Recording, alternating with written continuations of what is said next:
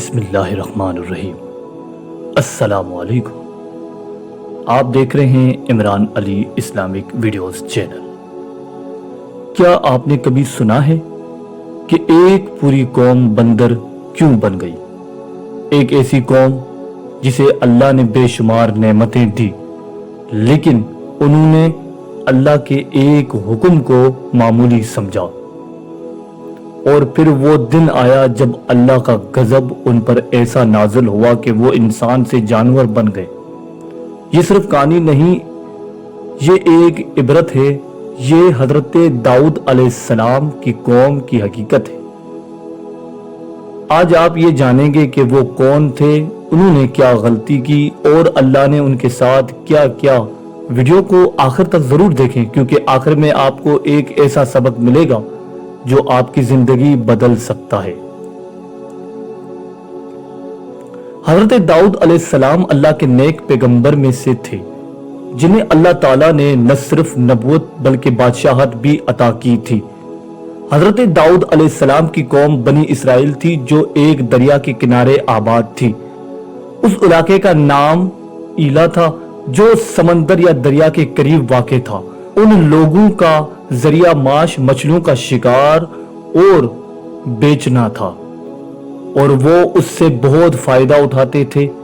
اللہ تعالیٰ نے ان کو بہت سی نعمتیں دی تھی۔ ان کے پاس مچھلیوں کا وفر ذخیرہ تھا، اور وہ اس کا کاروبار سے خوب دولت کما رہے تھے۔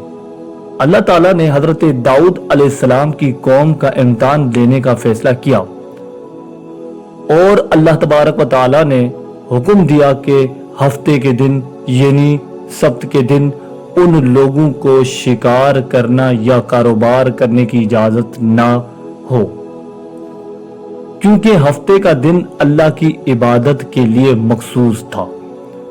حضرت داؤد علیہ السلام نے اپنی قوم کو اللہ کا یہ حکم پہنچایا کہ تمہیں ہفتے کے دن مچھلی کا شکار نہیں کرنا، کیونکہ یہ دن تمہارے لیے عبادت کا دن ہے۔ باقی دنوں میں تم شکار کر سکتے ہو، لیکن ہفتے کا دن خاص ہے۔ اللہ کا یہ حکم ان لوگوں کے لیے ایک امتحان تھا، تاکہ وہ اللہ کی رضا کے خاطر اس پر عمل کریں۔ شروع میں لوگ حضرت داؤد علیہ السلام کی بات کو تسلیم کرتے، لیکن بعد میں ان کی قوم میں سے کچھ لوگ اس کے حکم پر عمل کرنے میں سستی کرنے لگے اور اللہ کے حکم کے خلاف ورزی کرنے لگے۔ اللہ نے ان کا امتحان مزید سخت کیا۔ اس نے ہفتے کے دن مچھلیوں کو اتنا زیادہ کر دیا کہ وہ سطح پر تیرنے لگی۔ ان کی بڑی تعداد سمندر میں نظر آنے لگی۔ اس سے قوم کو یہ موقع ملا کہ وہ آسانی سے شکار کر سکیں، اور ان کے دلوں میں خیالات آئے کہ اگر ہم شکار نہ کریں تو مچھلیاں ختم ہو جائے گی۔ چالاک لوگ نے ایک چالاکی اختیار کی۔ وہ ہفتے کے دن جال بچھا دیتے اور مچھلیاں پکڑنے کے لیے ان کا شکار کرتے، مگر ہفتے گزرنے کے بعد اتوار کو ان مچھلیوں کو نکال کر بیچتے۔ یہ ایک طرح کا دھوکہ تھا، کیونکہ وہ ہفتے کے دن جال بچھاتے اور ان کا شکار ہفتے کے دن ہی ہوتا، لیکن ان کا کہنا تھا کہ ہم اتوار کو شکار کرتے ہیں۔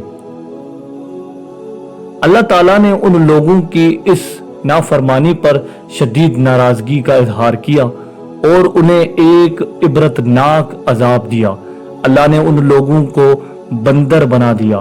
قرآن میں اللہ تبارک و تعالیٰ نے فرمایا ہے، پس ہم نے ان لوگوں سے کہا بندر بن جاؤ، ذلیل اور رسوا۔ اللہ تعالیٰ نے ان نافرمان لوگوں کو بندر بنا دیا۔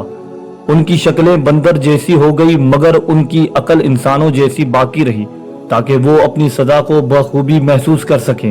یہ عذاب ایک عظیم عبرت بن گیا، اور وہ چند دنوں کے اندر مر گئے۔ جب وہ لوگ بندر بن گئے تو جو باقی لوگ تھے انہوں نے اس عذاب کو دیکھا اور عبرت حاصل کی۔ ان کے دلوں میں خوف پیدا ہوا، اور وہ اللہ کی طاقت اور غصے کو سمجھنے لگے۔ وہ لوگوں نے اپنے اعمال پر نظر ڈالی اور اللہ کے احکام کی پیروی کرنے کا عہد کیا، لیکن باقی لوگ میں سے کچھ نے اس عذاب کو دیکھ کر بھی کوئی توبہ نہ کی، اور وہ اپنے گناہوں پر قائم رہے۔ حضرت داؤد علیہ السلام نے اپنے قوم کو ہمیشہ اللہ کی طرف بلایا اور انہیں نیک راستے پر چلنے کی ہدایت دی۔ آپ نے اپنی زندگی میں بہت سے اہم کام کیے اور اللہ کی رضا کے لیے عظیم عبادت کی۔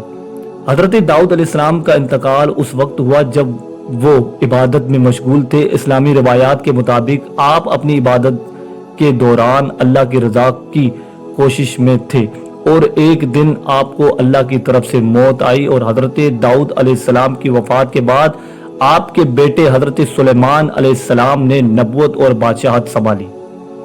آج کے دور میں جو بندر ہیں وہ حضرت داؤد علیہ السلام کی قوم سے نہیں ہے۔ قرآن میں جہاں بندر بننے کا ذکر آیا ہے وہ مخصوص قوم کے لیے تھا جو حضرت داؤد علیہ السلام کے زمانے میں تھے اور ان کی نافرمانی پر اللہ نے انہیں عذاب دیا تھا۔ آج کے بندر صرف ایک جانور کی قسم ہے اور ان کا حضرت داؤد علیہ السلام کی قوم سے کوئی تعلق نہیں ہے۔ بندر بننے کا یہ واقعہ ایک خاص عذاب تھا جو صرف نافرمان قوم پر آیا تھا اور یہ عذاب نسلی طور پر نہیں بڑھا بلکہ وہ قوم ختم ہو گئی۔ تو دوستو، یہ کہانی صرف ماضی کی ایک قوم کی نہیں، یہ ہمارے لیے آج بھی ایک آئینہ ہے۔ ہم بھی کبھی چھوٹی نافرمانی کو معمولی سمجھ بیٹھتے ہیں، لیکن اللہ کے ہاں کوئی نافرمانی چھوٹی نہیں۔ حضرت داؤد علیہ السلام کی قوم کا انجام ہمیں خبردار کرتا ہے کہ اللہ تعالیٰ کے حکم میں چالاکی نہیں چلتی۔ اگر آپ کو یہ کہانی کچھ سوچنے پر مجبور کرے گی تو اس ویڈیو کو دوسروں تک ضرور پہنچائیں، شاید کسی کی زندگی کا رخ بدل جائے۔ اور ہاں، ایسی ہی اسلامک واقعات اور سبق آموز کہانیوں کے لیے ہمارے چینل کو سبسکرائب کریں، لائک کریں اور شیئر کریں، کیونکہ ہم آپ کے لیے لا رہے ہیں ایمان افروز اور دل کو جھنجھوڑ دینے والی کہانیاں۔